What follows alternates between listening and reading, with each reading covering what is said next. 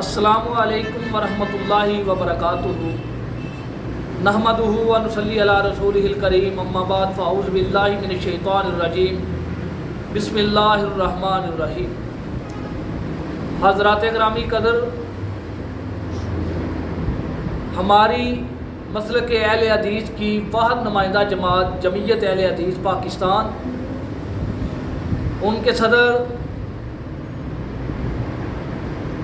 محترم جناب حافظ علامہ ہشام الہی ظہیر حافظ اللہ تعالی،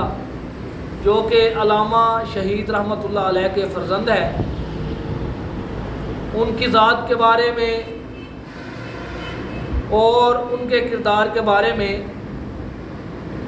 دسکا کا ایک فرد جس کا نام سلمان اعظم ہے، اس نے بہت ساری بکواسات کی ہیں، جس کی وجہ سے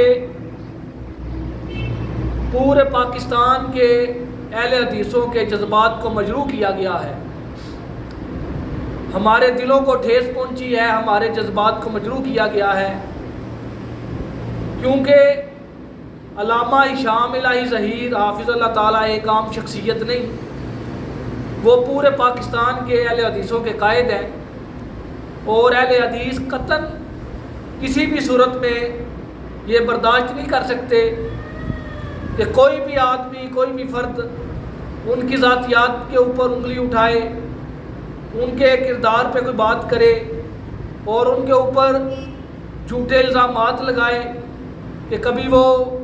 مدینہ یونیورسٹی سے فارغ نہیں ہے، وہ وہاں سے چھوڑ کے آگے، اس طرح کے اور بھی بہت زیادہ الزامات انہوں نے لگائے ہیں۔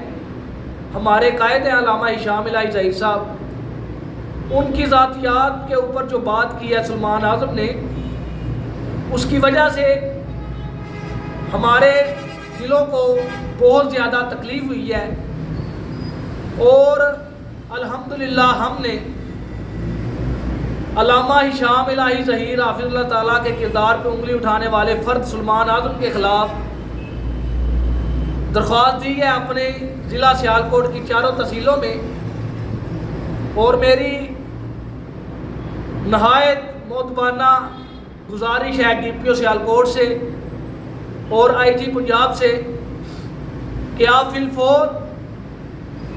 اس شخص کے خلاف ایف آئی آر درج کریں اور جو قانون کے مطابق سزا بنتی ہے اس کو سزا دیں، تاکہ دوبارہ ہمارے ملک کے اندر کوئی فتنہ کھڑا نہ ہو، کسی کو جرت نہ پیدا ہو کہ وہ قائدین اہل حدیث کے خلاف کوئی پروپیگنڈا کر سکے، ان کے کردار پہ انگلی اٹھا سکے۔